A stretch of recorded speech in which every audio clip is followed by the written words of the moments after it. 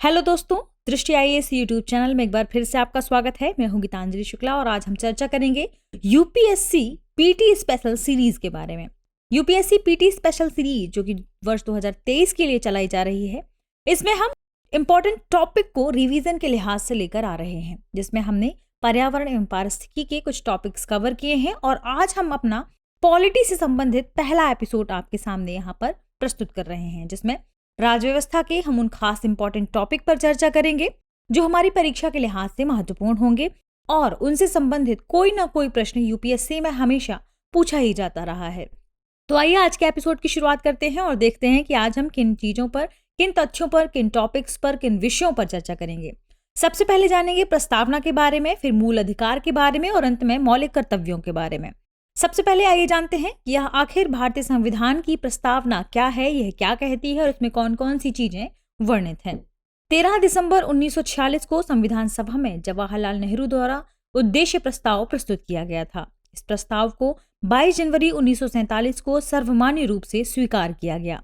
उद्देशिका का विचार संयुक्त राज्य अमेरिका के संविधान से लिया गया था।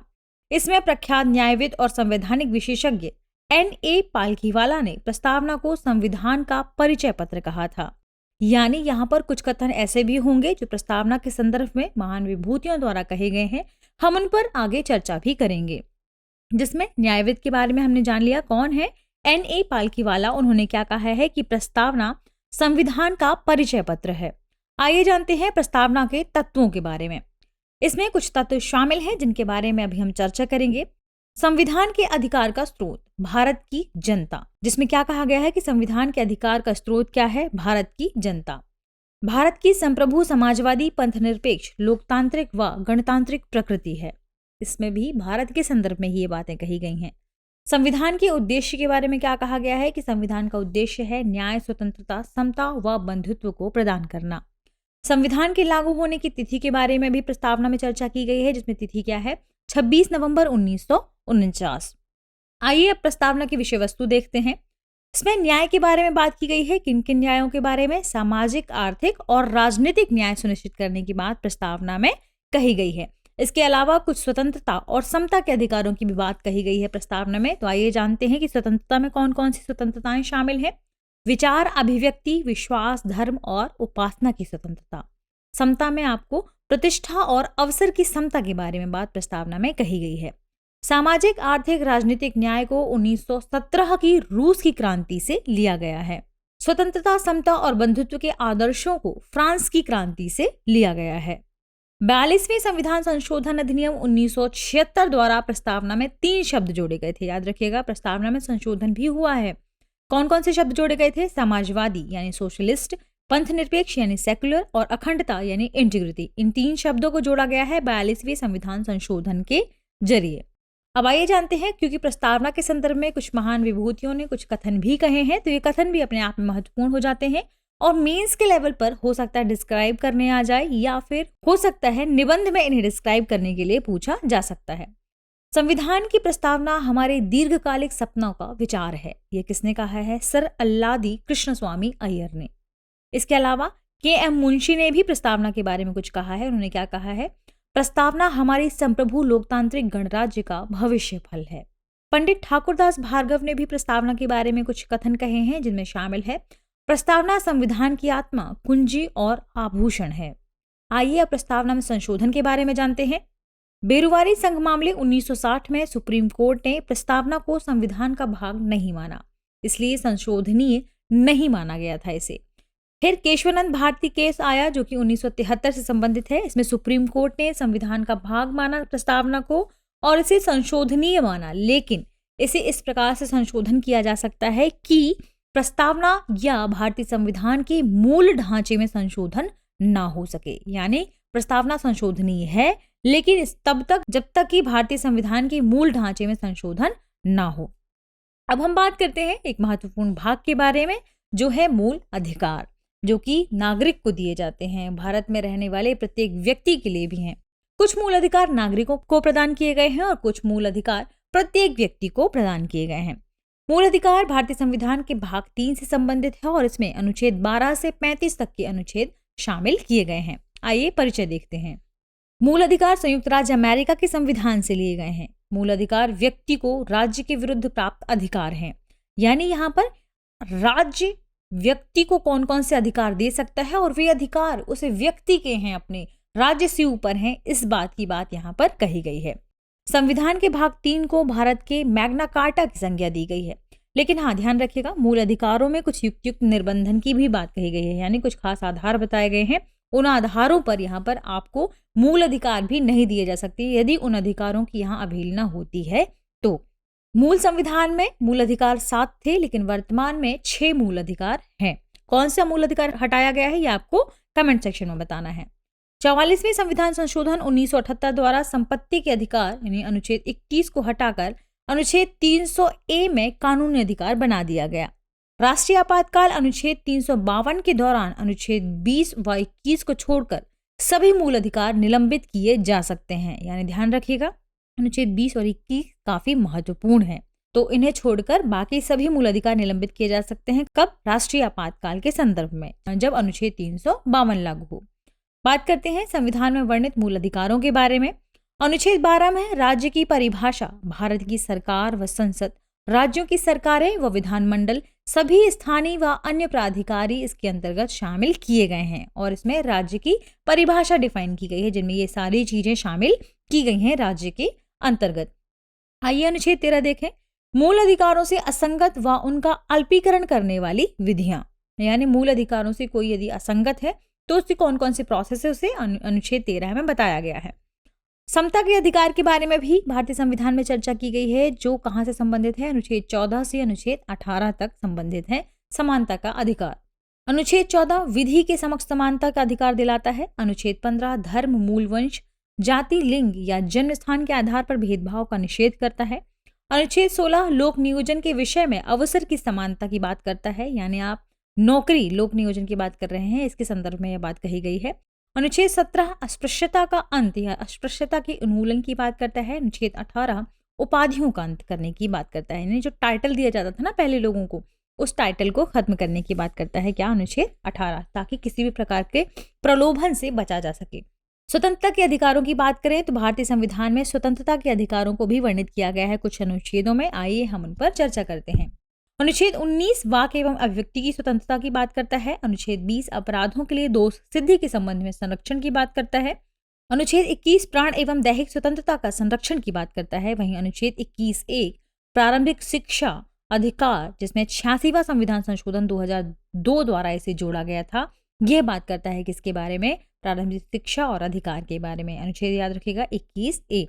अनुच्छेद 22 कुछ दशाओं में गिरफ्तारी और निरोध से संरक्षण की बात करता है। अब आइए देखते हैं शोषण के विरुद्ध अधिकारों के बारे में। तो अनुच्छेद 23 मानव के बलात्श्रम व दुर्व्यापार का प्रतिषेध करता है, यानी आपको जबरदस्ती बलपूर्वक यहाँ पर श्रम करने के लिए नहीं कहा जा सकता।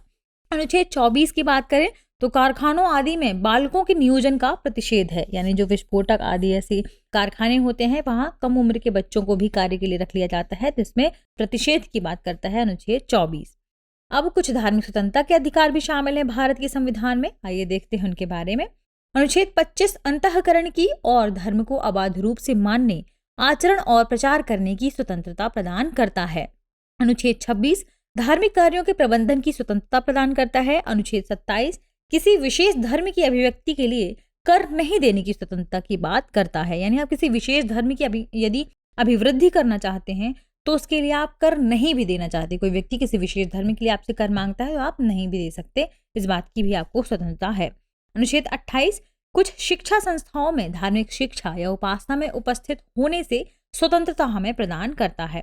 तो आइए अब बात करते हैं संस्कृति और शिक्षा संबंधी अधिकारों के बारे में। तो भारतीय संविधान का अनुच्छेद 29 अल्पसंख्यक वर्गों के हितों के संरक्षण की बात करता है। अनुच्छेद 30 शिक्षा संस्थाओं की स्थापना और प्रशासन करने का अल्पसंख्यक वर्गों का अधिकार के बारे में बात करता है। अनुच्छेद 32 संवैधानिक उपचारों का अधिकार करने की बात करता है। वहीं अनुच्छेद 33 सेना, पुलिस, सुरक्षा बलों, आसूचना संगठनों आदि के मूल अधिकारों को सीमित करने की संसद की शक्ति के बारे में बात करता है। अनुच्छेद 34 सेना विधि यानी मार्शल लॉ लागू होने की स्थिति में मूल अधिकारों को सीमित करने की संसद की शक्ति के बारे में बात करता है। वहीं अनुच्छेद 35 इस भाग के उपबंधों को प्रभावी करने के लिए विधि बनाने की संसद की शक्ति के बारे में बात करता है। ये हमने बात की मूल अधिकारों के संदर्भ में कौन कौन से अनुच्छेद हैं। अब हम जानते हैं मूल अधिकारों से संबंधित प्रमुख वाद कौन कौन से हैं और इससे संबंधित महत्वपूर्ण तथ्य कौन से हो सकते हैं जो हमारी परीक्षा के लिहाज से भी महत्वपूर्ण होंगे। नागरिकों और गैर नागरिकों दोनों को प्राप्त अधिकारों की बात करें तो अनुच्छेद 14, 20, 21, 21A, 22, 23, 24, 25, 26, 27 और 28 ये नागरिक और गैर नागरिक दोनों को प्राप्त होने वाले भारतीय अधिकार हैं, भारतीय संविधान द्वारा दिए गए अधिकार हैं। तो चलिए आगे बढ़ते हैं। शंकरी प्रसाद बनाम भारत संघ 1951 व सज्जन सिंह बनाम भारत संघवाद 1965 में सुप्रीम कोर्ट ने अनुच्छेद 368 के तहत मूल अधिकारों में संशोधन को संभव माना। अब चलिए बताइए कमेंट सेक्शन में कि अनुच्छेद 368 किससे संबंधित है। बढ़ते हैं अगले वाद की तरफ। गोलकनाथ बनाम पंजाब राज्यवाद 1967 में सुप्रीम कोर्ट ने अपना मत बदलकर कहा कि अनुच्छेद 368 के मूल अधिकारों में संशोधन नहीं किया जा सकता। यानी अनुच्छेद 368 के तहत क्या कहा गया था उसमें कि मूल अधिकारों में संशोधन किया जा सकता है। किसमें कहा था? शंकरी प्रसाद बनाम और सज्जन सिंह वाले दो वादों में। लेकिन गोलकनाथ बनाम पंजाब राज्य में क्या कहा सुप्रीम कोर्ट ने कि 368 के तहत मूल अधिकारों में संशोधन नहीं किया जा सकता। इससे संबंधित और भी वाद रहे हैं जो चर्चा में रहे हैं, उनके बारे में भी जानना जरूरी है। तो चलिए आगे बढ़ते हैं और देखते हैं मौलिक कर्तव्यों को। मौलिक कर्तव्यों का विचार रूस यानी तत्कालिक सोवियत संघ के संविधान से प्रेरित है। हमने कहाँ से लिया है इसे? रूस यानी उस समय क्या था वो सोवियत संघ, उसके संविधान से हमने प्रेरणा लेकर मौलिक कर्तव्यों को शामिल किया है। इन्हें स्वर्ण सिंह समिति की सिफारिशों पर 42वें संविधान संशोधन अधिनियम 1976 द्वारा संविधान के भाग 4A में शामिल किया गया था। हम सभी जानते हैं कि भाग 4A में शामिल किया गया है किसे? मूल कर्तव्यों को। मूल रूप से ये 10 मौलिक कर्तव्य थे। 86वें संविधान संशोधन अधिनियम 2002 के माध्यम से एक और कर्तव्य जोड़ा गया था और उसके बाद इनकी कुल संख्या 11 हो गई थी। सभी 11 कर्तव्यों को संविधान के अनुच्छेद 51A भाग 4A में एकमात्र अनुच्छेद के तहत सूचीबद्ध किया गया। तो आगे हम इनके बारे में भी चर्चा करेंगे। राज्य के नीति निदेशक सिद्धांतों की तरह मौलिक कर्तव्य भी अपनी प्रकृति में गैर न्यायोचित हैं। तो आइए देखते हैं कि भारतीय संविधान में कौन कौन से मौलिक कर्तव्यों को सूचीबद्ध किया गया है। संविधान का पालन करना और उनके आदर्शों, संस्थाओं, राष्ट्रीय ध्वज और राष्ट्रगान का सम्मान करना।